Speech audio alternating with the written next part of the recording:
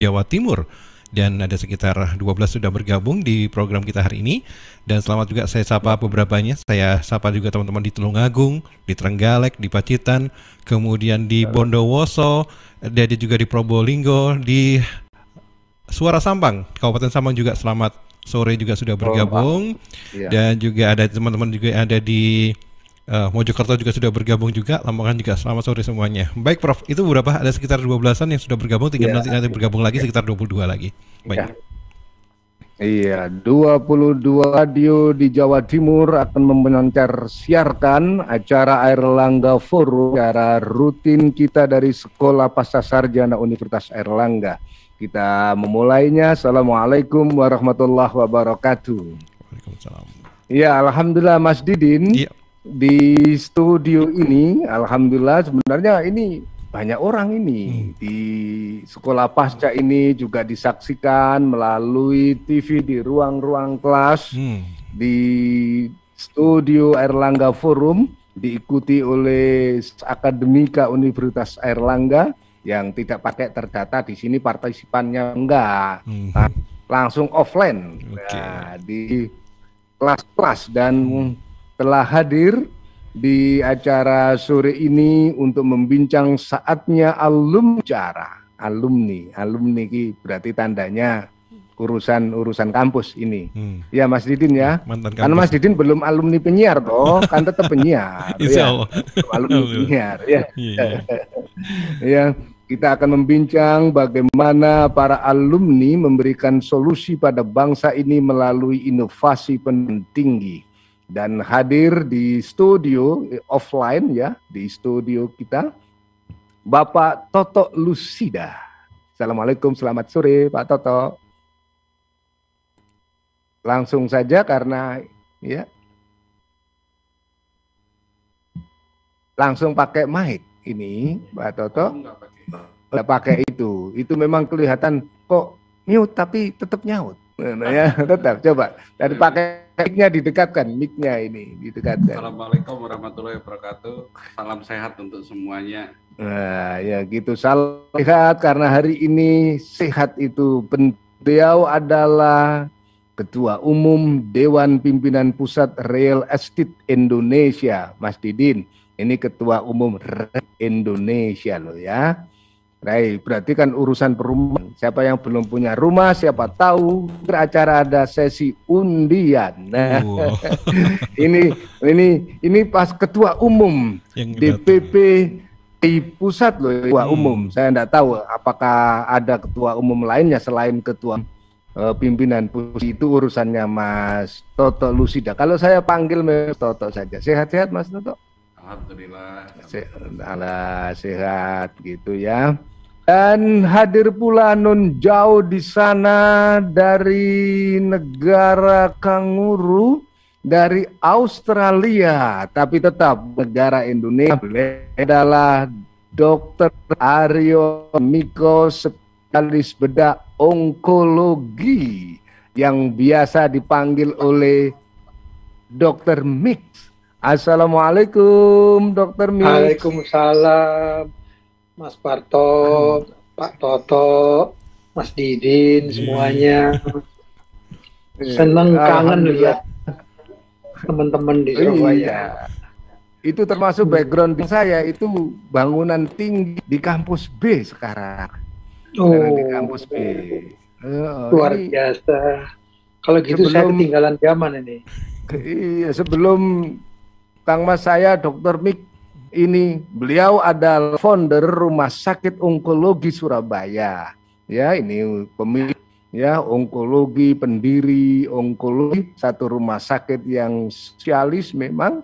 Dan sebelum beliau berangkat ke Australia, gedung tidak ada. Beliau sekarang ada beberapa bulan, gedung sudah jadi sekti ini tukangnya memang ya. Jadi, Dr. Mik tampilnya kok ceria banget hari sepertinya. Iya, gitu. Dingin sini. Oh, dingin. Berapa derajat, Dok?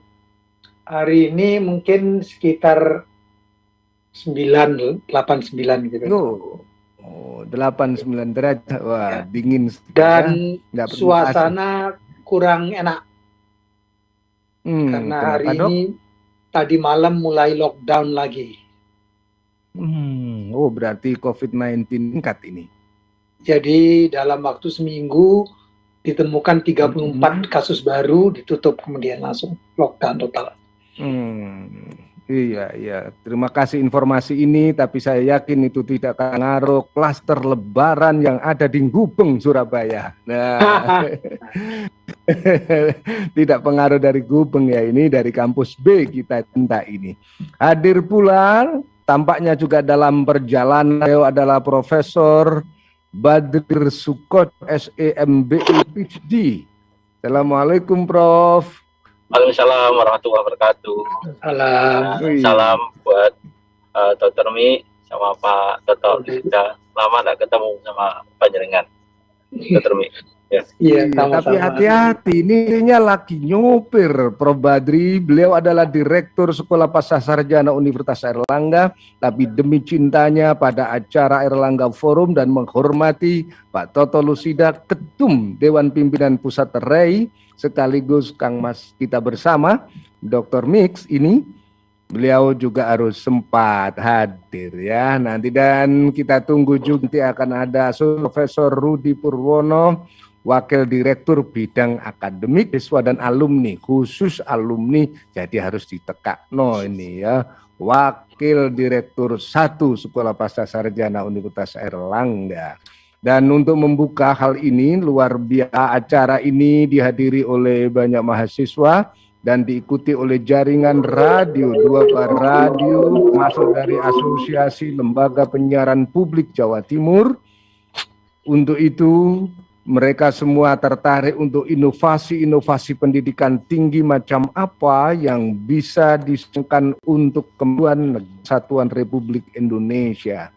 Kemana dunia pendidikan tinggi hari ini berjalan, maka saya pekan Prof. Badri Munir Sukoco selaku Direktur Sekolah Pascasarjana untuk mengawali perbincangan kita. Silahkan, Prof. Terima kasih, Prof. Sujo. Terkait dengan pendidikan tinggi yang saat ini ada, tentu perannya sangat krusial ya, khususnya bagaimana pendidikan tinggi bisa mempersiapkan SDM yang relevan dan bisa menunjang transformasi Indonesia menjadi negara maju.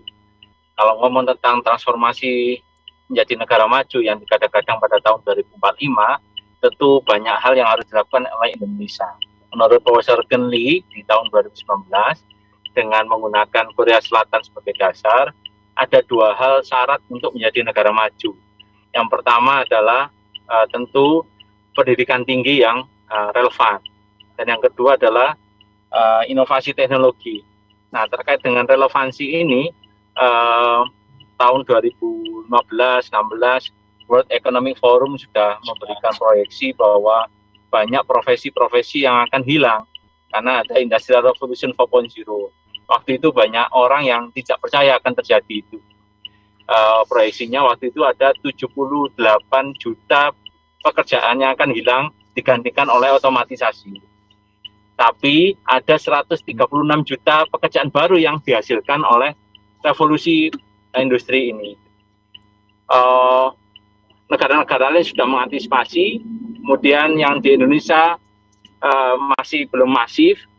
Begitu ada Pak Mendikbud yang baru, Bapak Nadiem Makarim, ini coba diakselerasi melalui program Merdeka Belajar.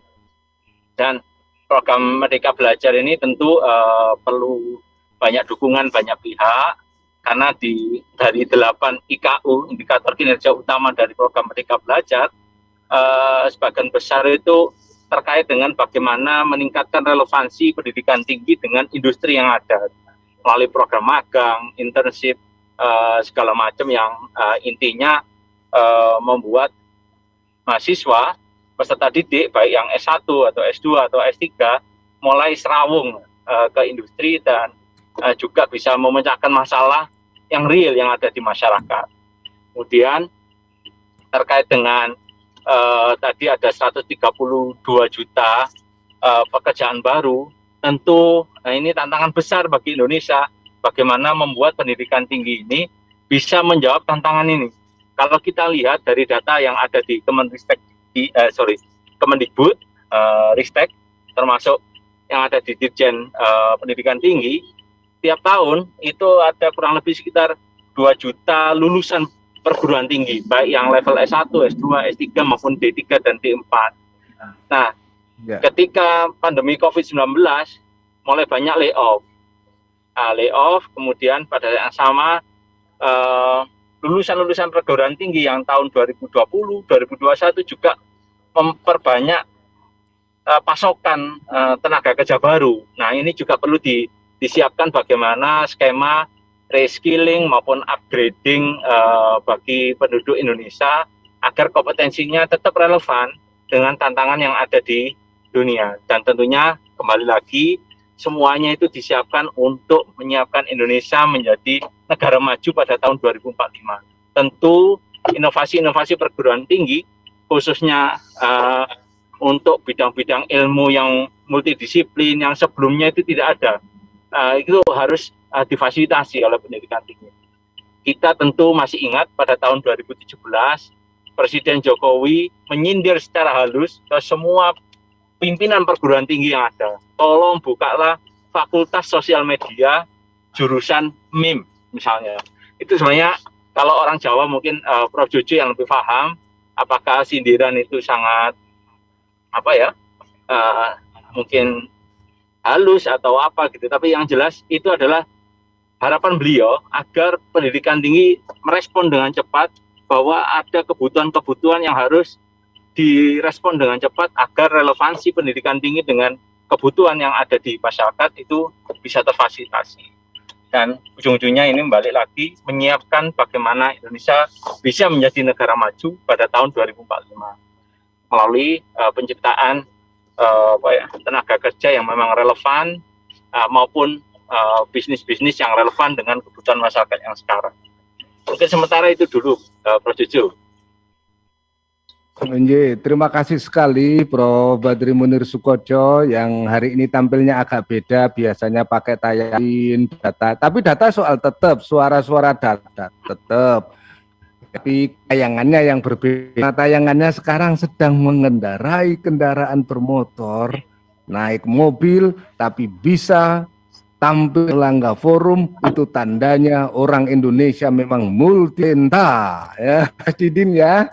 Mesti multi talenta ini ya. Dan acara Erlangga Forum hari ini juga disimak oleh beberapa kampus di Malaysia.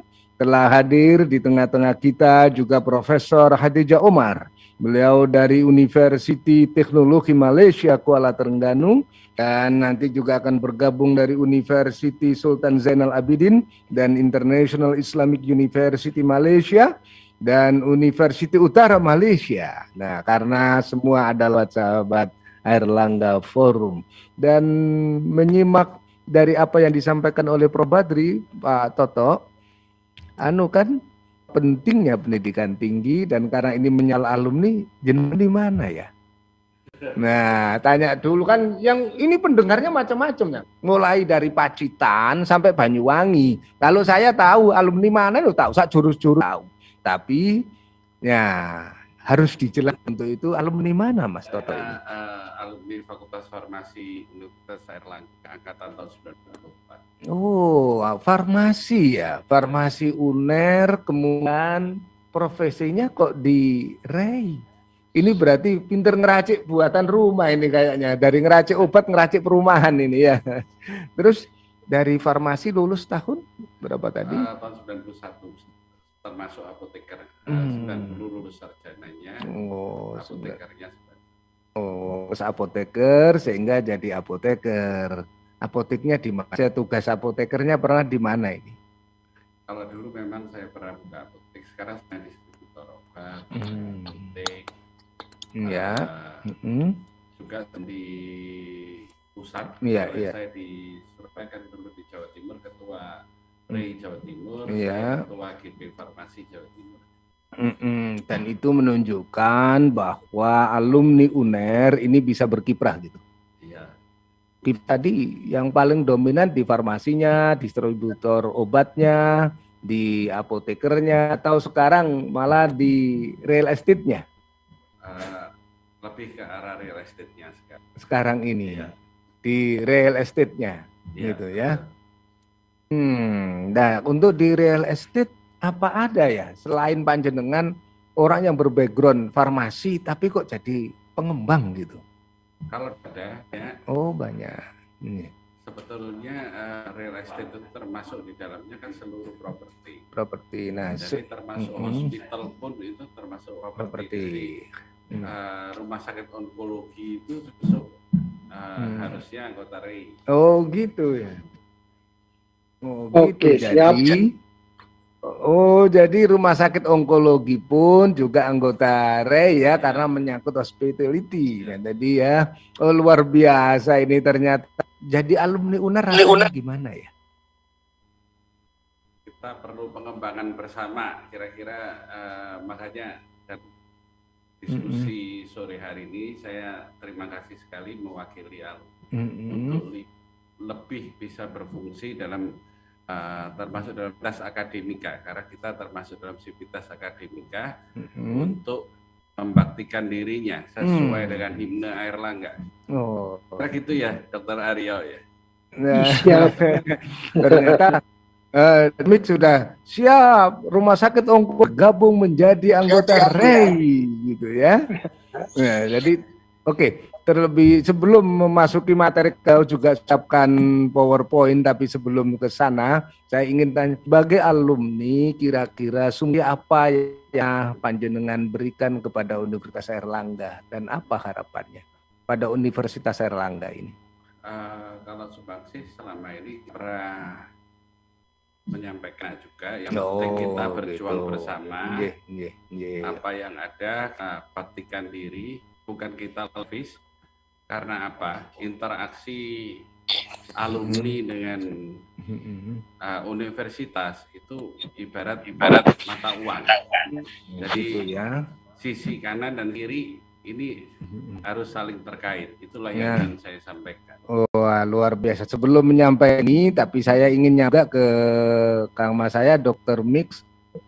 Halo, Dr. Mix, ya. Ya, apa betul panjenengan juga alumni UNER? Betul. Oh, pertanyaannya Mas, iya karena para pendengar semua biar tahu gitu.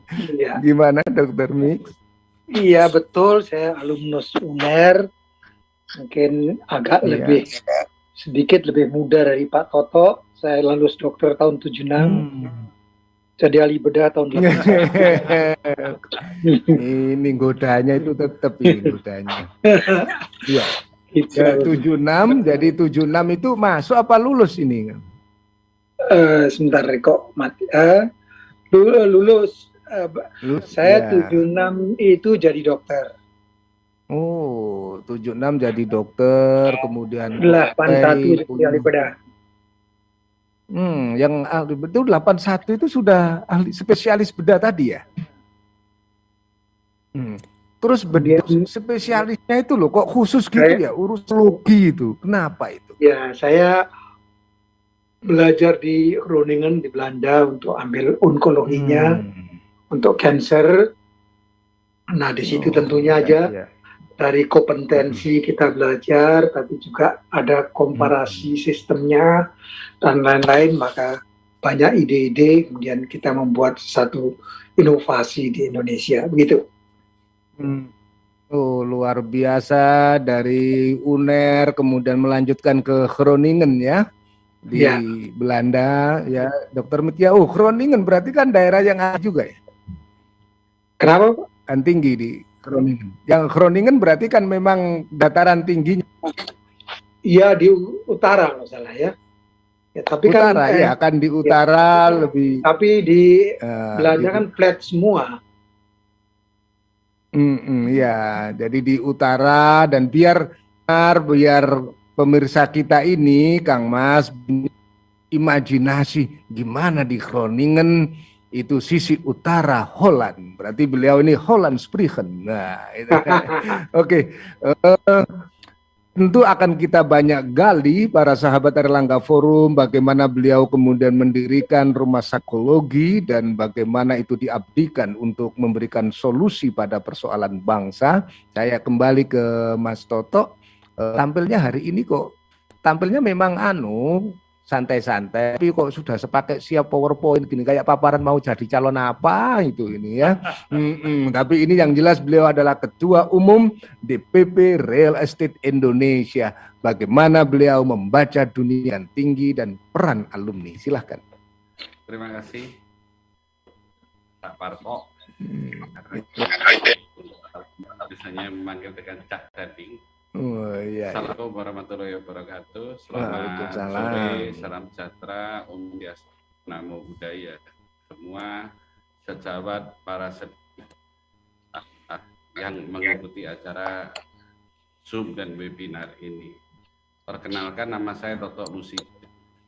Kebetulan saya saat ini didapuk sebagai Ketua Umum Real Estate Indonesia secara nasional.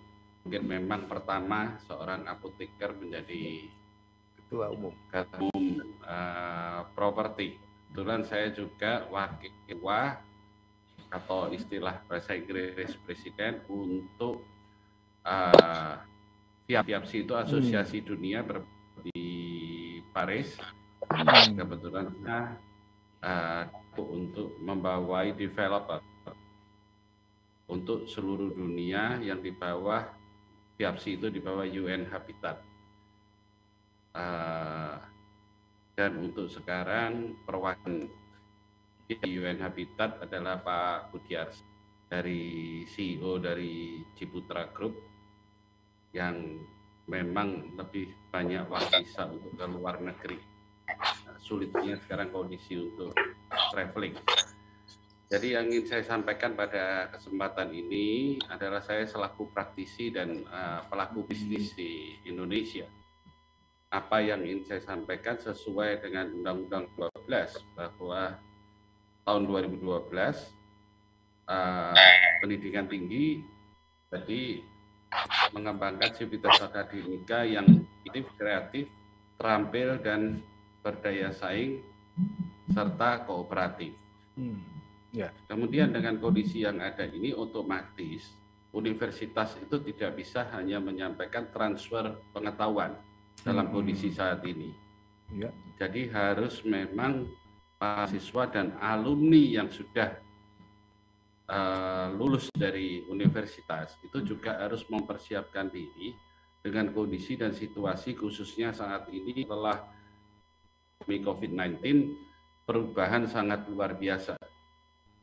Sehingga situasi saat ini yang saya singkat dengan VUCA yaitu volatility, uncertainty, complexity, dan ambiguity. Ambiguity itu tidak jelas karena setiap saat kita bisa berubah dan kita harus mempersiapkan diri dengan secara lebih siap diri sendiri. Next. Ya, teruskan. Kemudian dengan UKADA itu kita perlu solusi. Solusinya adalah komunikasi. Komunikasi ini juga selain kita mempermudah diri dalam komunikasi, juga working kita harus kita perbanyak. Universitas, para mahasiswa maupun alumni yang ada. Kemudian kolaborasi kita harus bekerja sama karena tidak bisa kita saat ini untuk kerja sendiri, kemudian pikiran secara kritis, kemudian kreatif. Kreatif ini sangat perlu karena semua ini kita perlukan untuk self-confident kita. Tanpa self-confident kita tidak bisa hidup lagi di dunia. Baik itu mau menjadi birokrat, mau jadi profesional, mau jadi apa-apanya ini sangat dibutuhkan untuk kita maju ke depan. Next. Sehingga inovasi pendidikan tinggi untuk NKRI itu perlu transformasi secara menyeluruh sehingga 4C tadi itu bisa ditubuhkan secara bersama-sama, yaitu komunikasi, kolaborasi, dan kreatif tadi. Next. Jadi setiap materi perkuliahan yang disajikan sedemikian dengan mengoptimalkan 4 Kenapa ini diperlukan? Karena apalagi sekarang kebanyakan bukan komunikasi atau perkuliahan itu secara daring. Daring kalau hanya satu arah dari dosen yang memberikan transfer pengetahuan, itu tidak akan memberikan manfaat banyak. Perlu sekarangnya keaktifan bersama dalam setiap kuliah. Karena dengan diskusi yang diadakan secara dua arah, itu akan membentuk 4C tadi itu. Karena mereka akan lebih kreatif dan lebih kritis dalam kondisi yang ada sekarang. Next.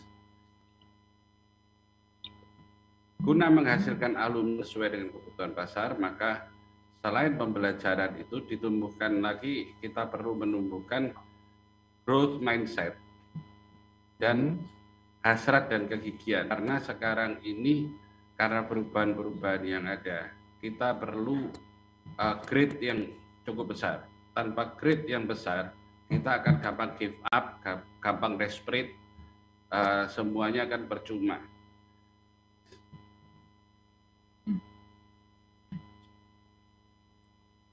Ya, ini saya ambil satu contoh, the power of believing that you can improve. Next. Jadi pertumbuh bersama adalah itu yang di atasnya adalah masalah growth mindset, perbedaannya dengan fixed yang di kanannya. Jadi kita perlu adalah growth mindset yang di sebelah kiri. Yang pertama, kita harus berubah ke arah yang kita inginkan yang di sebelah. Next. Jadi yang ingin saya sampaikan bahwa grit is living like it's a marathon, not a sprint. Jadi tidak bisa kita melakukan grit ini dengan hanya short term atau short time. Kita memang harus melakukan perubahan-perubahan, melatih mental dan self confidence kita, perlu waktu dan kekuatan dari kita. Jadi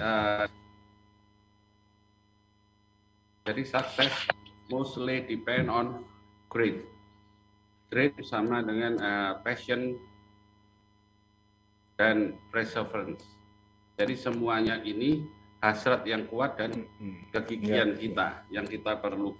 Sehingga next, passion untuk sukses itu adalah baik itu dalam kehidupan kita, passion for business, passion for knowledge, passion for people, dan passion for service. Semuanya ini bisa kita peroleh. Yang pertama, bisa dilakukan aktif di dalam setiap prodi atau fakultas, kemudian bisa dilakukan antar fakultas, dan yang terakhir bahwa semua mahasiswa yang ada maupun alumni tidak bisa hanya mengenal ilmu yang dipelajarin aja. Jadi harus sharing dengan ilmu-ilmu yang lain. Kemudian diterapkan dalam masyarakat kehidupan real. Masyarakat kehidupan real bisa di perusahaan, bisa di birokrasi, bisa di mana kita bisa internship melakukan bukan hanya misalnya kiri seorang dokter belajarnya hanya misalnya ahli bedah onkologi, hanya belajar onkologinya aja. Kalau belajar onkologinya aja, rumah sakit onkologi tidak berdiri sukses sampai dengan hari ini.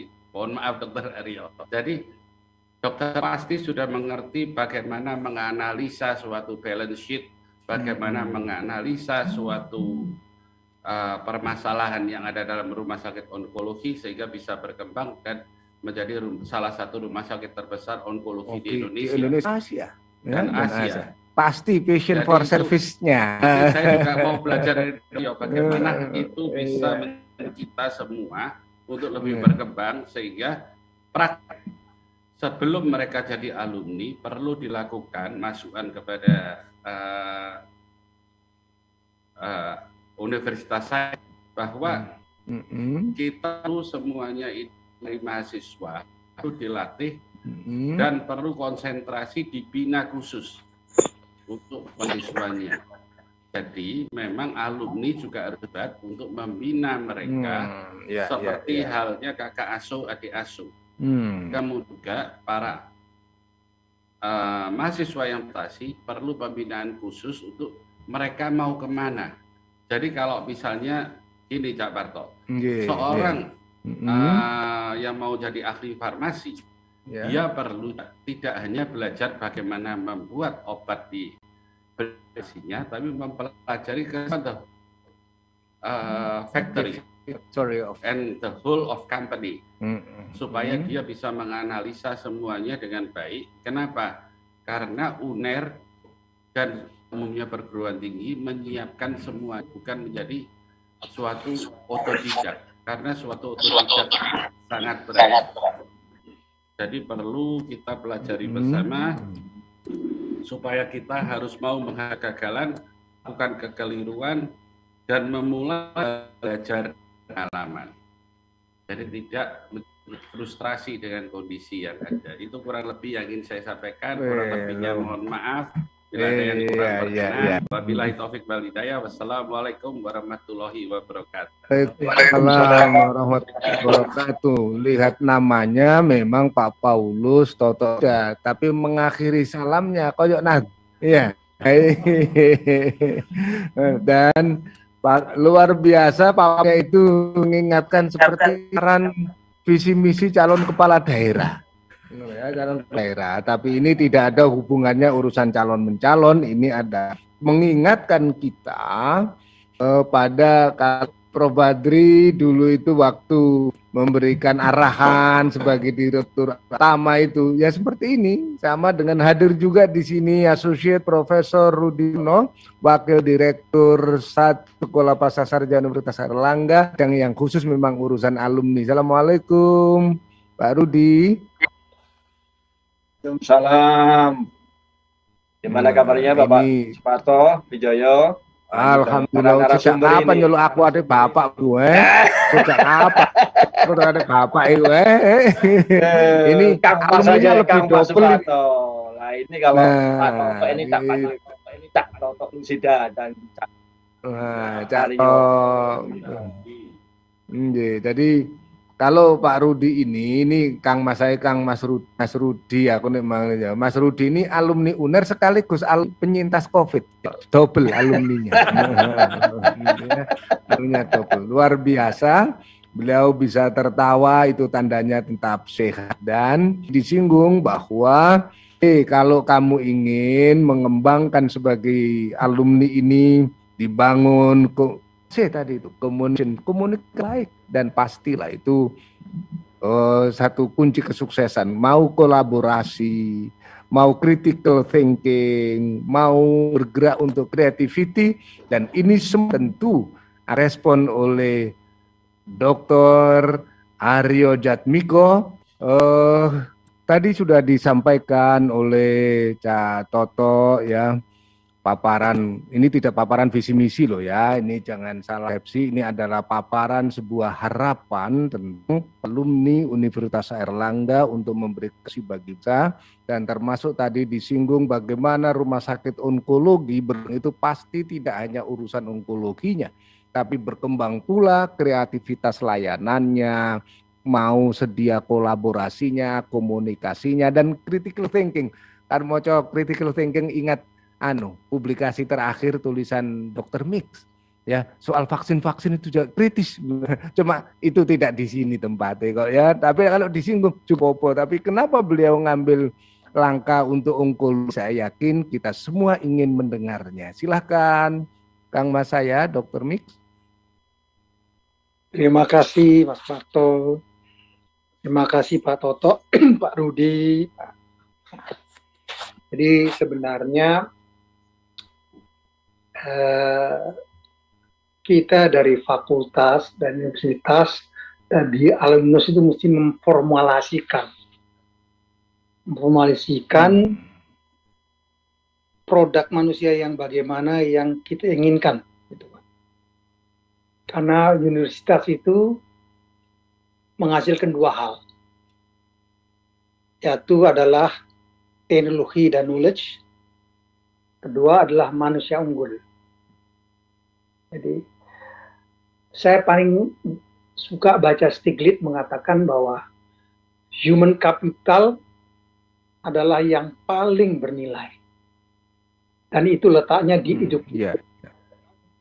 Dan kemudian dikatakan bahwa ujung tombak daripada survival bangsa itu, setiap bangsa adalah universitas.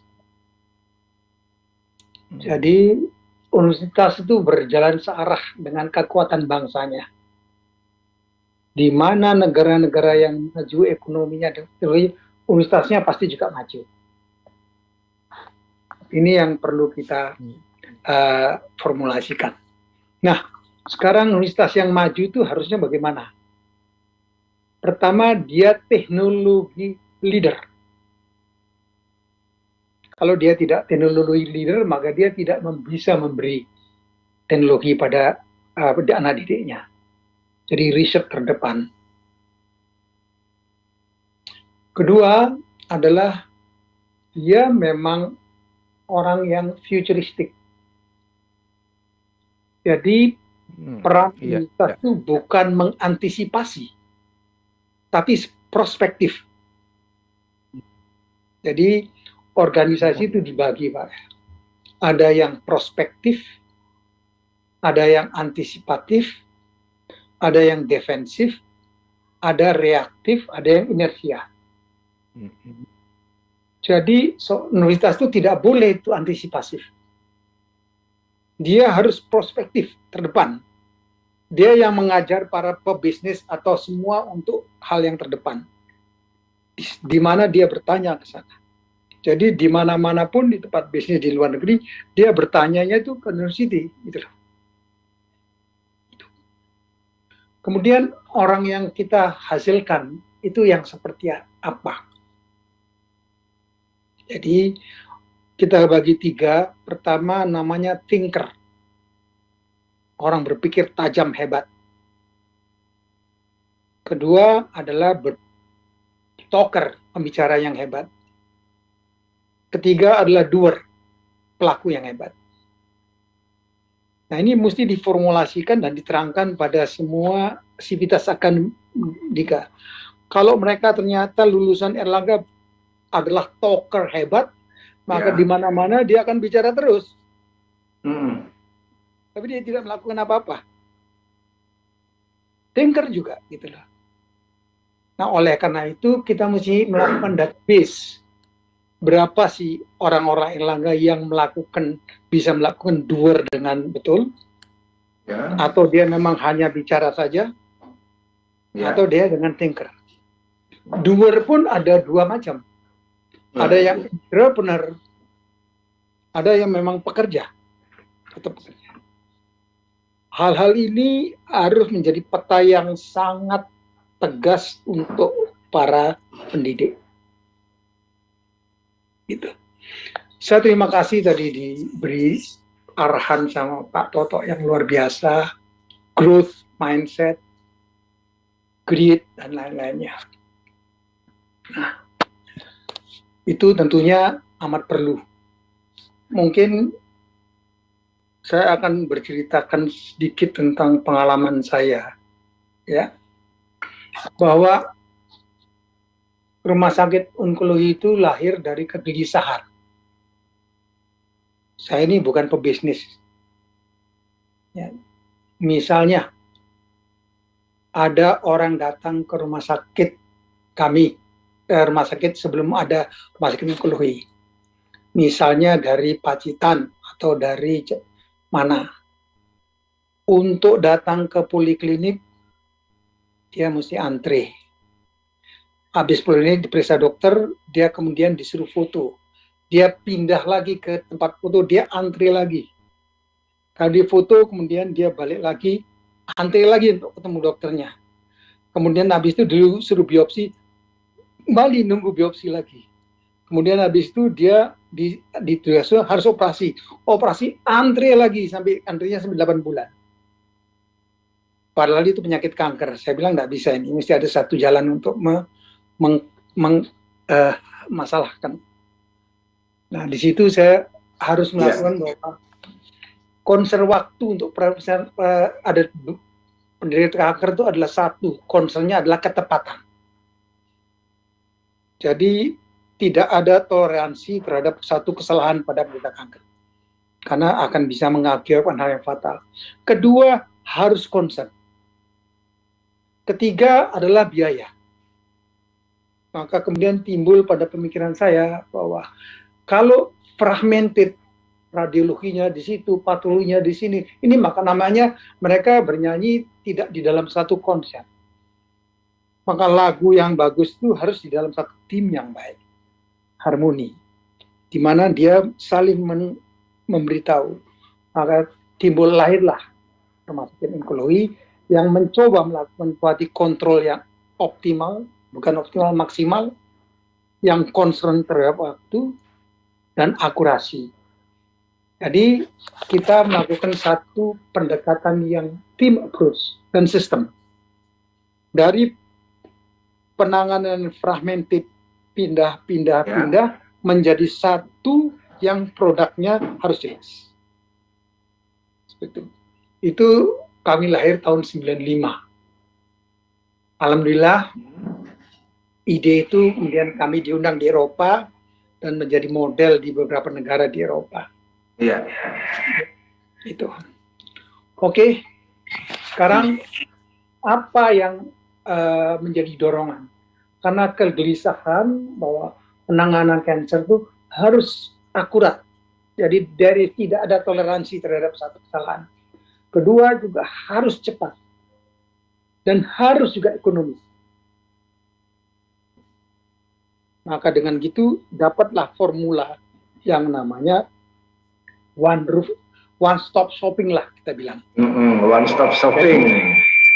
Jadi dengan dia masuk ke dalam satu pintu, maka dia akan dirawat dengan optimal pada orang-orang yang keahliannya terkontrol. Waktu membuat itu kami mengundang dari profesor dari Belanda datang, dari Jerman datang untuk membuat konsep yang One Roof Clinic ini. Oke. Iya. Nah, kemudian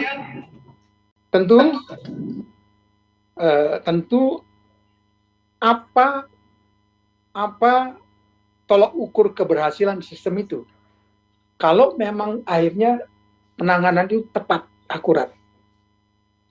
Kedua adalah waktunya tepat dan ekonomi value-nya. Nah, di dalam hal ini maka mungkin agak berbeda. Kita tidak terlalu berpikir tentang growth, gitulah. Betul, growth itu penting.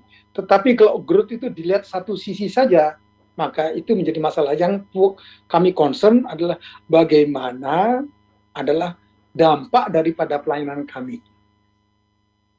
Ya, luar biasa. Jadi, halo Kang Mas, Dr. Mik, ya. Dari mulai digagas sampai pada dampaknya, di mana rumah sakit onkologi yang diprakarsai didirikan oleh alumni Universitas Airlangga, yaitu Dr. Aryo Jatmiko, spesialis bedah onkologi, para sahabat Airlangga Forum, ini menunjukkan bahwa Universitas Airlangga ini ternyata human resources-nya, human capital-nya itu berkontribusi kepada bangsa. Dan sekarang bagaimana? Tentu banyak hal nanti yang bisa kita gali dari Dr. Mix, ya. Beliau ini ya dokter, ya penyanyi, ya pemain musik, pokoknya komplit multi talenta gitu ya, multi talenta.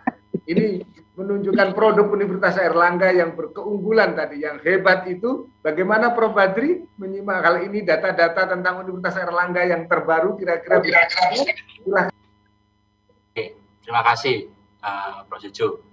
Ini terkait dengan data-data, mungkin perlu saya sampaikan juga bahwa saat ini alhamdulillah dari sisi ranking Universitas Airlangga yang tahun kemarin 521, 530, insya Allah tanggal 8 Juni akan diumumkan menjadi 465 dunia. Insya Allah itu mungkin ini prestasi yang luar biasa, dan kita masuk ke jajaran 500 dunia. Terlepas dari itu, tadi yang saya sampaikan Prof. Jojo dan Dr. Mik plus Pak Toto dan Pak Rudi, Kalau kita lihat dari hitung-hitungan sederhana yang saya lakukan, kalau Indonesia ingin jadi negara maju itu masih dibutuhkan 64 tahun kalau nggak ada transformasi ekonomi. Kemudian tadi Pak Toto juga ngomongin tentang grid dan lain-lain, itu sebenarnya juga relevan dengan skills yang nantinya akan promising ke depan. Sehingga Sekolah Pascasarjana memang mempunyai visi seperti ini, menjadi institusi berkelas dunia dengan mengembangkan pemimpin transformatif yang membuat dunia lebih baik. Nah, pemimpin transformatif ini tentu punya growth mindset, dan grid-nya itu juga salah satu kriteria di sana. Dari beberapa hal, kami juga mengembangkan prodi-prodi yang tadi katanya Dr. Mik harus prospektif, punya potensi tinggi. Kita punya prodi yang sedang dalam pengajuan, yang sudah disetujui, ada ekonomi kesehatan, ada data analytics, dan creative industries, venture creation, dan yang lain. Nah, terkait dengan itu, perlu kami sampaikan juga bahwa posisi Sekolah Pascasarjana UNER maupun Universitas Airlangga dan pendidikan tinggi secara umum perlu ada ekosistem yang menarik di sana. Nah, terkait sama ekosistem ini, perguruan tinggi ini hanya menjadi salah satu faktor saja untuk membuat Indonesia akan jadi lebih bagus. Gitu. Nah, coba saya cek dari sini. Misalnya kayak Dr. Mi tadi menyatakan bahwa khusus untuk Surabaya misalnya melakukan transformasi menjadi health city gitu. Nah, Surabaya untuk mengembangkan ekosistem inovasi sebagai smart health city seperti Pineng atau Pittsburgh gitu, itu hanya satu bagian aja gitu. Butuh peran dari pihak-pihak lain, khususnya terkait sama alumni.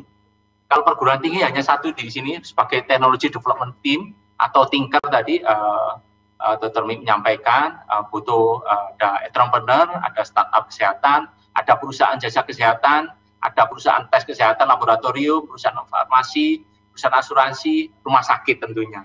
Rumah sakit di sana sehingga mahasiswa bisa berlatih di sana, juga bisa mengisi bila sudah lulus bisa mengisi di rumah sakit tersebut. Dengan konsep ekosistem ini, pihak alumni juga bisa memberikan pengayaan agar relevansi dari lulusan-lulusan yang dihasilkan oleh perguruan tinggi, khususnya Universitas Airlangga itu akan semakin meningkat. Mungkin sementara itu, Prof. Juju. Monggo. Setelah menyimak dari banyak hal ini tadi, bagaimana Sekolah Pascasarjana Universitas Airlangga ini mengembangkan peran alumninya ke depan. Silahkan Pak Rudi. Ya, terima kasih Kang Mas Suparto. Luar biasa ini narasumber yang dihadirkan oleh Kang Mas Suparto pada hari Jumat yang luar biasa ini. Yang pertama, Pak Toto Lusida sebagai bagian dari businessman Indonesia yang memberikan perspektif yang luar biasa. Kemudian Bapak Dr. Aryo Jatmiko sebagai alumni yang bergerak di bidang kesehatan memberikan perspektif luar biasa. Jadi intinya bahwa kita melihat sesuai dengan topik ya yang hari ini diangkat oleh Anika Forum, yaitu tentang inovasi pendidikan tinggi. Memang seharusnya perguruan tinggi, universitas melakukan proses berbenah ya yang luar biasa dalam rangka melihat perkembangan-perkembangan yang saat ini yang sangat cepat. Yang pertama berkaitan dengan perkembangan dan perubahan yang sangat cepat di tataran global. Ya, ini menyangkut baik terkait dengan masalah bisnis, ya, perekonomian, ya, geopolitik, ya, pemerintahan, apalagi juga bahwa beberapa negara dan semua negara, ya, mungkin semua negara ini merupakan bagian yang secara bersama-sama berupaya untuk mewujudkan tercapainya program global yang terkait dengan SDGs, ya, Sustainable Development Goals. Itu yang pertama. Yang kedua, juga terjadi perubahan yang luar biasa cepatnya berkaitan dengan teknologi. Ya, kita masih berbicara tidak waktu yang terlalu lama tentang industri, ya, bergerak di bidang ini teknologi tentang 4.0, ya. Padahal di dunia saat ini ya, di luar negeri ini sudah masuk ke 5.0. Artinya perkembangannya luar biasa. Dan Indonesia masih di level yang di bawah itu. Makanya membahas tentang perubahan teknologi, kita harus melihat perkembangan dalam waktu 5, 10, 20 tahun ke depan. Sehingga perspektif ini akan menjadi sangat lengkap kalau kita bicara tentang inovasi yang harus dilakukan oleh Dami. Yang ketiga, yaitu berkaitan dengan perubahan perilaku. Ya. Perilaku. Masyarakat sekarang kita berbeda pada waktu kita masih ya sekolah dengan Kang Mas Suparto ya di level S1 ya, di mana perubahan yang kita hadapi sekarang ini dengan mahasiswa yang sekarang ini perubahan yang sangat drastis ya dalam kaitan dengan gaya hidup ya, pola konsumsi ya, dan juga bagaimana mereka bersosialisasi ya. Inilah sesuatu yang perlu dipahami oleh pendidikan tinggi dalam rangka mereka melakukan proses perbenah diri. Yang keempat berkaitan dengan perubahan-perubahan lingkungan ya. Lingkungan ini seiring dengan bagaimana masyarakat memandang lingkungan ini sebagai bagian yang harus terintegrasi dalam kehidupannya. Nah, seiring dengan itu juga pada tahun 2020 ya, global memasuki kondisi yang berubah ya seiring dengan adanya pandemi COVID-19. Nah, inilah maka dalam konteks inovasi pendidikan tinggi, maka dikaitan dengan akademik, perubahan-perubahan terkait dengan masalah kurikulum, proses pembelajaran harus dilakukan. Mengapa harus demikian? Seiring dengan harapan dari kita semuanya adalah bahwa lulusan baik program itu di vokasional ya, kemudian di level akademik untuk sarjana, magister ya, termasuk doktor adalah menghasilkan lulusan-lulusan yang bisa melakukan proses perubahan-perubahan ya, baik itu perubahan di lingkungan organisasi yang paling kecil, menengah sampai yang besar. Nah, dalam kaitan ini juga harapan kita semuanya, termasuk juga harapan dari Kementerian Pendidikan, Kebudayaan dan Ristek sekarang ini, yaitu bahwa lulusan itu bisa berdaya saing. Tidak hanya berdaya saing di tingkat nasional, tapi juga ya bersaing di tingkat global. Yang itu yang menjadi sesuatu yang harus dipikirkan kita semuanya. Dan yang menjadi concern dari Sekolah Pasajana ya adalah menambahkan poin yang tadi disampaikan oleh Bapak Direktur Tri adalah bahwa Sekolah Pasajana Universitas Erlangga itu menambahkan kekuatan dari semua aspek tadi itu dengan menambahkan tentang kepemimpinan ya. Bagaimana lulusan itu menjadi pemimpin yang transformatif, yang mampu merubah dimanapun dia akan berada. Seperti Bapak Dr. Arief Miko, dimanapun Bapak termasuk sekarang ini di luar negeri ya, memberikan sesuatu perubahan-perubahan bagi lingkungan yang ada di sana. Masuk juga Pak Toto Lusida ya, baik itu peran di lingkungan kampus maupun bisnis yang ada di Surabaya, Jawa Timur maupun di nasional, itu akan memberikan perubahan-perubahan bagi organisasi yang ada. Nah, perubahan-perubahan ini kalau senyampang kita mempunyai jumlah alumni yang sangat besar, maka akan mempunyai dampak yang luar biasa bagi Indonesia secara khususnya dan juga mungkin wilayah dari ASEAN maupun Asia dan mungkin juga secara global. Nah, inilah harapan kami dalam forum yang berbahagia ini. Kami terima kasih sudah hadir ini para narasumber yang mempunyai wawasan yang mampu membuka ya, tidak hanya bagi alumni tapi juga calon mahasiswa dan juga stakeholder dalam rangka memahami bagaimana pendidikan tinggi ya itu harus melakukan proses inovasi. Inovasi yang tadi saya jelaskan tadi adalah inovasi secara sebagian saja, bagian yang ada dalam aktivitas dari universitas. Sejatinya bahwa inovasi itu harus secara komprehensif yang bisa dilakukan sehingga memberikan dampak sesuai dengan harapan kita semuanya, yaitu perubahan yang ada saat ini bisa kita sikapi dan kita bisa mengoptimalkan peran kita di masing-masing area yang ada. Demikian, Kang Mas Suparto. Luar biasa ini. Tepuk tangan yang di studio. Tetap tepuk tangan ini ramai karena sebelah ini di ruangan juga secara langsung. Nah, ada satu kelas yang juga menyimak ini ya. Karena nanti pukul 17 juga ada tumpengan bersama. Wah, ini yang untuk tumpengan ini di kampus ini. Tetap taat protokol kesehatan dan apa yang disampaikan oleh Pak Rudi Purwono ini. Dari harapan sampai pada inovasi, 5 inovasi pendidikan, penyelenggaraan pengajaran di Sekolah Pasca Sarjana, tidak saya ulang dan tidak detail-detail. Beliau tadi katanya Kalau apa itu harapannya? Kalau ingin tahu sejauh mana inovasi ini dikembangkan di Sekolah Pascasarjana, maka bergabunglah, daftarlah menjadi mahasiswa Sekolah Pascasarjana dimanapun berada. Kan gitu, ini kelas dunia. Kita siap ke kelas dunia. Dan sampai pada bulan Juli kita akan hadirkan alumni-alumni hebat yang punya perhatian kepada Universitas Airlangga tentunya ya di agenda Airlangga Forum ini.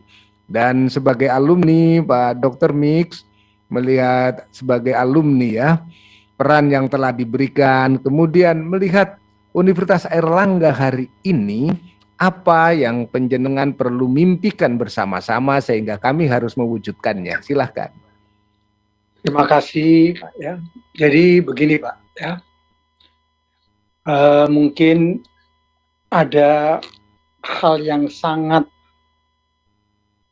mendasar yang dirubah di universitas di luar negeri, yaitu ada namanya tripartit. Jadi antara pemerintah, universitas dan swasta itu dia menjadi join yang kuat, menjadi bagian yang satu. Sehingga kalau universitas itu terpisah geraknya dengan swasta, maka dia akan tertinggal. Bahkan universitas diperlukan untuk kemajuan orang swasta. Yang di kesana itu bukan yang magang, Pak, tapi justru dosen-dosennya yang kesana. Sehingga dia lebih cepat dan memberi distribusi mempersiapkan masyarakatnya untuk mahasiswanya untuk langsung bergerak bersama-sama mereka. Tapi kalau hanya di tempat magang saja tidak disiapkan, tapi dosen-dosennya tidak, maka akan terjadi gap karena orang yang magang itu baru melihat pertama kali hal seperti itu. Itu satu. Kedua, bahwa di universitas dimanapun itu dikelola secara korporasi. Mereka sadar sekali produknya. Sadar sekali produknya. Nah, oleh karena itu, karena dia membangun manusia, universitas itu membangun payudara, maka pengajarnya pun tanda kutip dia memburu kepala-kepala orang yang terkenal di seluruh dunia untuk mengajar di sana. Jadi pengajar di Melbourne itu ada yang dari Jepang, ada yang dari Jerman, ada dari mana-mana, karena dikelola sebagai korporasi. Dan orang-orang yang dikelola itu yang mempunyai reputasi sangat bagus di dunia. Jadi dia membeli kepala. Jadi misalnya contohnya kepala pengembangan IT di Melbourne itu orang dari Inggris yang sebenarnya asalnya dari Eropa Timur, bukan lulusan Melbourne U. Dilihat, nah waktu dia membeli itu juga rebutan banyak yang mau beli gitu. Sehingga dia dikasih kesempatan untuk memajukan Melbourne U di dalam IT-nya. Dia memberi proposal, nanti dia dilihat proposalnya, diadu yang mana, oke, bayarnya sekian, gitu. Itu yang terjadi. Jadi dikelola korporasi sekali. Gitu. Itu begitu, Pak. Terima kasih sekali informasi. Kalau di di Melbourne sudah semacam itu, dan alhamdulillah ini Kang Mas saya Dr. Mix di Sekolah Pascasarjana sekarang ini kami ada semacam ajang profesor ajang profesor, public lecture, visiting profesor dari berbagai dunia gitu ya. Kalau ada dari Kazakhstan, dari Uzbekistan, ada juga dari Jacob University Jerman, ada Maastricht, ada juga dari Leiden, dari Utrecht kalau di Belanda, kemudian juga dari berbagai kampus di Taiwan dan juga di Australia dan di Eropa. Alhamdulillah kita hari ini saja sampai sekarang ada 24 student inbound ya dari banyak negara yang di Sekolah Pascasarjana yang sedang kami kelola sekarang ini dengan support yang semacam itu dari alumni Dr. Aryo. Saya yakin nanti dengan panjenengan kami akan semakin berkembang gitu ya, karena dukungan alumni semacam itu. Dan kami tiru sekarang ini ada semacam ajang profesor, visiting profesor, public lecture. Hari ini tadi kita 2 ada dari Leiden dan juga dari Maastricht misalnya.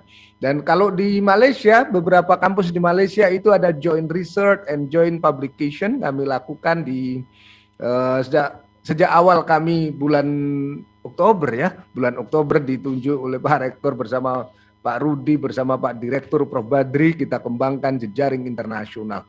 Nah, untuk penguatan ini kira-kira Mas Toto, alumni jejaring internasional yang bisa turut mengembangkan kita di mana kira-kira yang bisa panjenengan siapkan untuk bisa saling berkolaborasi misalnya?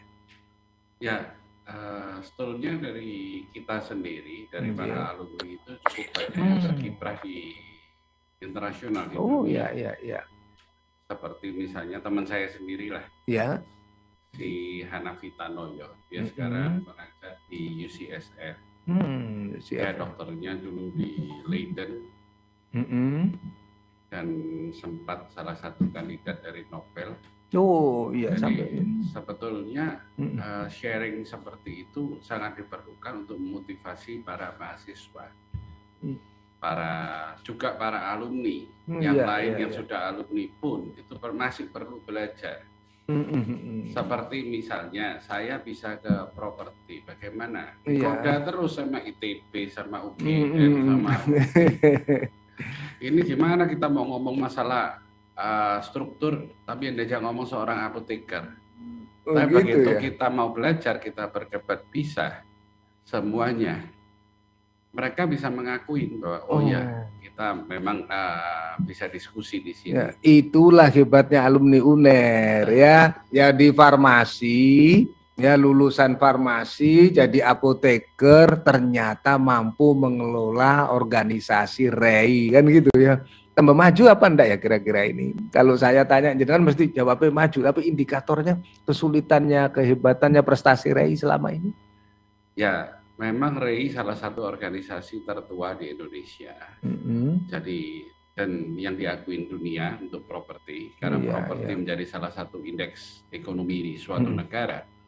Jadi memang sangat sekali tergantung dari kita, sehingga kasarannya seperti bisa dikatakan bahwa jabatannya swasta, kerjanya sosial, tapi waktunya seperti seorang pejabat negara ya. Jadi apa yang ingin saya sampaikan tadi menyambung Dr. Aryo sampaikan bahwa sharing dan lain-lainnya itu sangat diperlukan untuk menjaga grit kita. Jangan gampang menyerah. Betul. Kita harus berani untuk maju, kita harus belajar, dan untuk itu makanya saya ingin menyampaikan bahwa belajar mengajar sekarang itu bukan hanya di ilmu fakultasnya aja. Iya, kita seperti yang disampaikan Mendikbud, apa itu belajar merdeka atau merdeka belajar. Dan kita di sekolah pasca sarjana ini, Pak Toto, Mas Dr. Mix, kita ini yang multidisiplin. Jadi kami memang yang multidisiplin, jadi lintas disiplin. S1-nya misalnya farmasi, S2-nya boleh forensik di sini, S2-nya boleh imunologi. Jadi orang kedokteran, mau hukum dan pembangunan boleh, kedokteran masuknya tapi hukum dan pembangunan. Nanti teman-teman yang FISIP pingin masuk ke magister ekonomi kesehatan boleh, karena kita multidisiplin. Jadi kita ini multidisiplin, dan karena program di sekolah pasca ini terus terang saja tiap minggu tidak ada perkuliahan yang tidak melibatkan dokter asing, profesor-profesor luar negeri. Kami mengundang setiap minggunya itu, setiap prodi kita wajib ada kuliah dosen asing. Nah, saya ingin tanya, nanti kalau saya minta misalnya profesional REI dari Amerika, dari Belanda, dari Jerman, agar ngajar misalnya nanti itu di kebijakan real estate misalnya dunia, karena kita ada magister sains hukum dan pembangunan, itu soal policy, bisa bantu? Bisa, pasti. Dan semuanya itu adalah kolaborasi bersama yang kolaborasi. Tadi saya sampaikan. Karena sekali lagi juga pengajarnya juga di Pasca Sarjana. Mohon maaf ini, Pak Parto, supaya kita meninggalkan metode yang disampaikan Dr. Aryo, kurang lebihnya maksudnya itu kelihatannya sudahlah, sekarang bukan zamannya feodal lagi. Oh iya. Bahwa kita interaktif, kira-kira gitu ya Dok ya. Betul. Sampaikan pengertian yang saya terima, supaya kreativiti dari semuanya itu akan timbul. Dan pengalaman kita bersama bisa kita sharingkan untuk maju bersama. Dan di sini kan ada kelas Kadin juga di sini, dan bulan Juli itu kami ingin menyelenggarakan semacam tidak kongres internasional atau international conference, tapi semacam pertemuan saling pertukaran UMKM dunia. Untuk itu nanti yang dari Jerman, dari Eropa atau dari real estate mana saya perlu, Pak Toto hadirkan 3 atau 5 real estate di wakil masing-masing kawasan Asia 1, Eropa 1, Australia 1 gitu bisa? Untuk hadir online saja. Bisa. Oh, terima kasih. Kita pernah menyelenggarakan Kongres Dunia di Bali tahun 2018 dan seluruh dunia hadir di situ. Yang penting sekarang kemauan dari kita semua untuk berinteraksi dengan mereka. Ya, dan soal itu karena sudah komitmen, jadi senang. Tapi nanti saya terakhir akan juga tanya-tanya apa yang selenting-selenting denger-denger ini yang saya terima itu, tapi nanti ya. Tapi saya ingin kembali ke Dr. Mix ini ya. Yes. Untuk Kang Mas saya ini di pasca ini kan ada magister imunologi loh Kang Mas, ada magister imunologi. Ada magister forensik, ada magister sumber daya manusia tadi itu, human resources-nya ini. Nah, sekali-sekali dari Australia nanti kami agendakan, jenengan harus gimana itu onkologi, perkembangan keonkologian dunia itu disampaikan ke kami, nanti kami undang misalnya perempuan Indonesia menyapa, atau nanti pas hari ibu itu Desember itu kita ada perempuan bangkit misalnya. Termasuk kajian-kajian dan perkembangan onkologi, saya pikir menarik sekali, dan saya langsung tanya, bersedia enggak nanti ngisi-ngisi kuliah umum di sekolah pasca? Bersedia saja Pak Parto, Mas Parto. Iya. Dan apa yang kita sebenarnya harus lakukan di Universitas Airlangga? Ini kan otokritik boleh kan dari alumni, dari Mas, sekolah pasca ini yang sekarang ini kita visinya adalah ingin menciptakan leadership transformatif yang berdampak bagi dunia. Jadi impacting the world. Kita harus punya dampak bagi dunia gitu. Jadi kira-kira kritik yang bisa diberikan oleh alumni senior Dr. Mik kepada kami sehingga kami bisa berbenah lebih baik ini. Kalau dari saya, bahwa di dalam pelayanan medik, terutama di era yang sangat era 4.0, di mana di situ nanti ada ilmu baru dari artificial intelligence, ada robotik, ada banyak hal, maka yang paling tinggi nilai dari pelayanan medik itu adalah patient safety namanya. Patient safety. Patient safety. Jadi keamanan pasien. Nah, dalam patient safety itu amat sangat berikatan dengan teknologi yang hadir. Setiap teknologi baru harus diikuti oleh manusia. Kalau kita ngomong teknologi itu ada 3 hal yang kita bicarakan. Yang satu hardware-nya, kedua software-nya, dan brainware-nya. Jadi bukan kalau kita punya alat berarti kita sudah sama, Bro. Oleh karena itu, patient safety itu yang pertama itu adalah license, sertifikasi. Nah, sertifikasi itu kita harus benchmark. Misalnya ada teknologi baru begini, maka orang yang punya Rebwes atau SIM itu yang boleh mengerjakan. Rebwes. Ya. Oleh karena itu, maka tadi saya mengatakan di awal bahwa universitas itu harus leading teknologi. Kalau ternyata dia tidak leading, maka teknologinya di bawahnya, dan dia tidak mendapatkan teknologi baru seperti yang ada di luar, maka dia tidak diterima kerja karena dia tidak punya license itu. Gitu. Nah, license itu yang mengeluarkan siapa? Nah, itu ada satu panitia yang mengeluarkan itu.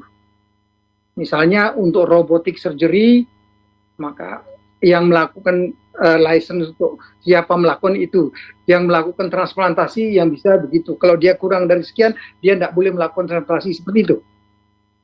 Begitu, Pak. Nah, saya amat cemas.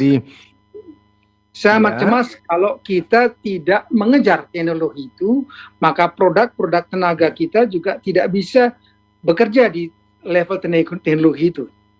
Itu kenapa saya mengatakan bahwa investasi di universitas adalah yang paling tinggi nilainya. Dan sebelum kita mendidik, kita harus pastikan dulu bahwa teknologi kita itu leading. Kalau kita tidak leading, kita mendidik hal yang obsolete, yang usang gitu ya. Begitu, Pak. Jadi itu yang saya bilang, dan itu harus diyakinkan pada publik bahwa memang kita leading di teknologi.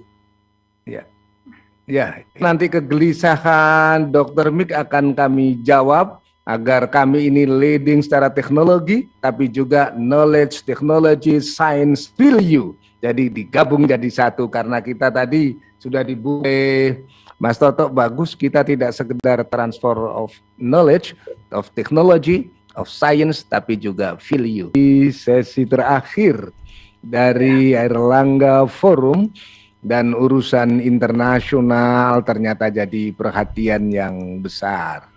Dan sebagai alumni Universitas Airlangga, saya sendiri juga ingin IKUA ya namanya ya. Jadi IKUA ini peran besar di dunia internasionalnya mungkin saya karena belum terlalu dalam ya, nggak memasuki wilayah di situ, tapi bagaimana jejaring internasional dari para alumni, Pak Toto?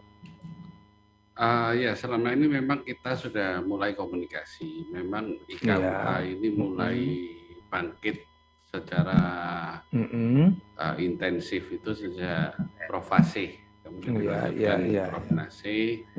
Sekarang kita mulai lebih intens lagi. Keep in touch antar manusia Airlangga ini sangat diperlukan untuk menjaga eksistensi dan keberanian kita, bahwa kita ini grit kita, bahwa kita ini berjuang tidak sendiri, bersama-sama. Saya ambil contoh aja, ini yang ingin IKUA juga terapkan di kemudian, bukan hanya masalah database anggota atau member dari alumni aja yang masuk. Kita akan berkreasi banyak di sana secara digital, termasuk seperti Halodoc dan lain-lain ada di dalam komunikasi itu. Halo alumni nggak ada?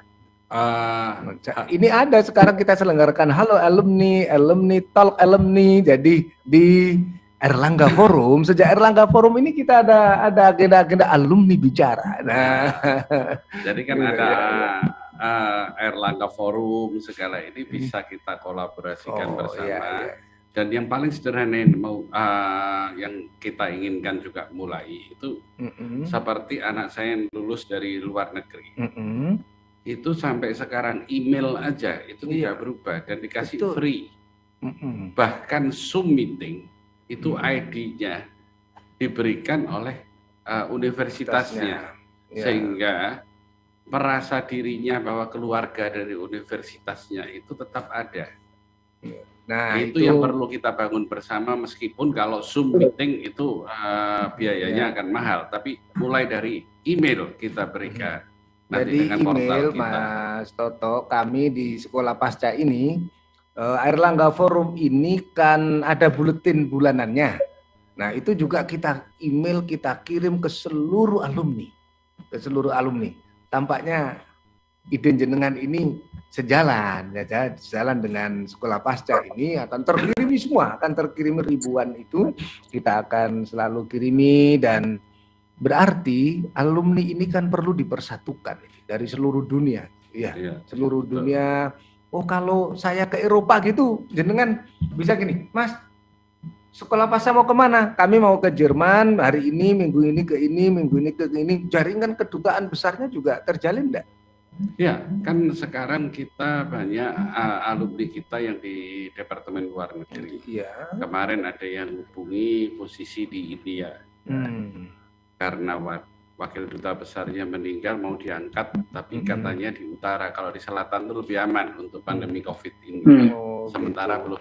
Iya. Juga ada yang pernah di Swiss, di Belanda. Nah, ini yang harus kita buat untuk relation ini bisa kita bina untuk menjadi satu keluarga dengan database kita. Karena sekarang zaman teknologi. Iya, wajib data harus based on data, wajib itu. Jadi kalau enggak ada data itu ngomong tok ya. Nah, Mas Dr. Mi, kita santai karena ini di ujung acara. Perlu mendapatkan wejangan dari panjenengan sebagai closing remark gitu. Bagaimana alumni ke depan di Universitas Airlangga ini harus ada tata kelolanya yang ya tentu harus good. Dan ada international relationship yang memperkuat UNER gitu di dalam panggung dunia. Kan harus bisa menjadi diaspora kita lah, diaspora dari Universitas Airlangga. Ada saran panjenengan sebagai closing remark bagaimana alumni ini harus berperan untuk mengembangkan UNER gitu. Jadi betul Bapak Toto sama Pak Parto bahwa kita harus benchmark. Benchmark. Jadi kita tidak bisa mengatakan sendiri begini, padahal yang di luar negeri sudah begitu, atau mungkin kita sama, mungkin juga kita lebih begitu. Jadi benchmark itu adalah tata cara yang dipakai oleh semua. Jadi orang Jepang rajin sekali ke Amerika, orang Cina rajin sekali ke Inggris untuk melakukan benchmark. Nah, untuk itu mungkin kami sudah melakukan benchmark.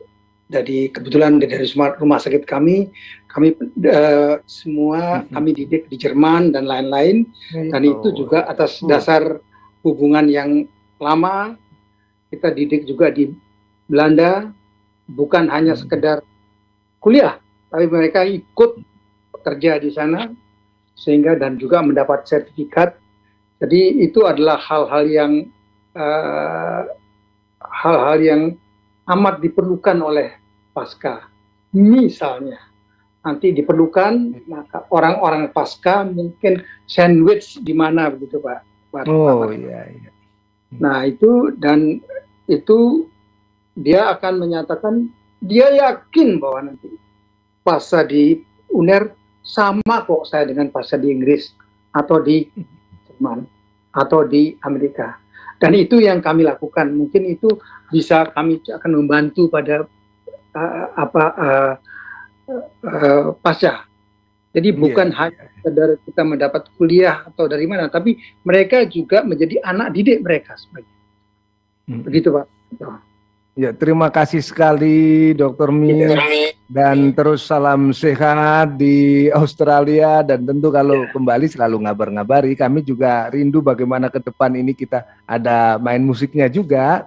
Tapi Airlangga Forum, main musiknya, nyanyi-nyanyinya tetap kami ingin menikmati alunan merdu dari Dr. Aryo Jatmiko. Dan sekarang Pak Toto, Lucida, bagaimana desain ke depan agar alumni ini turut bisa berpartisipasi mengembangkan UNER gitu. Ya, seperti tadi yang saya sampaikan bahwa UNER dan alumni itu adalah dalam satu mata uang, dalam dua sisi. Jadi kita harus berkolaborasi, memajukan diri kita bersama, baik itu UNER maupun para alumninya, dengan membentuk dasar dari semuanya itu adalah self confidence. Karena dari asam garam saya juga di organisasi internasional, itu self confidence itu yang membuat kita lebih bisa diterima oleh mereka. Dasar itu dalam humanity kita itu sangat diperlukan, sehingga kita bisa menyatakan diri kita bersama, yang sampai sekarang sebagian besar belum, biar mereka tahu semua bahwa target kita adalah we are UA Family. Luar biasa. Tadi kita ngomongnya tentang UNER yang luar biasa ya. Terima kasih sekali. Apakah dengan pengurus IKUA? Ya, sekarang wakil bendara satu. Oh, wakil bendara ya. Soal ke depan saya percaya bahwa semua pihak, para alumni ingin menjadikan UNER hebat dan yang terbaik, berdampak positif bagi dunia. Amin. Terima kasih sekali, terima kasih. Saatnya alumni bicara solusi inovasi pendidikan tinggi untuk NKRI dari agenda Erlangga Forum yang menghadirkan Bapak Paulus Lusida, Ketua Umum Real Estate Indonesia. Terima kasih Pak Toto ya. Terima kasih Pak Dr. Aryo Jatmiko, spesialis onkologi, founder Rumah Sakit Onkologi Surabaya. Dan jauh di sana, di Australia, gitu ya. Terima kasih Dr. Mik, terima kasih, gitu ya. Sama-sama. Terima kasih pada Profesor Dr. Badri Munir Sukoco, Direktur Sekolah Pascasarjana Universitas Erlangga, dan Associate Profesor Rudi Purwono, Wakil Direktur 1 Sekolah Pascasarjana Universitas Erlangga. Terima kasih kepada seluruh jaringan radio asosiasi lembaga penyiaran publik Jawa Timur yang dikomando oleh Radio Suara Sidoarjo. Kami akhiri, gendang gendut tali kecapi, kenyanglah perut, senanglah hati para alumni bicara hari ini untuk NKRI dari UNER. Terima kasih. Wassalamualaikum warahmatullahi wabarakatuh.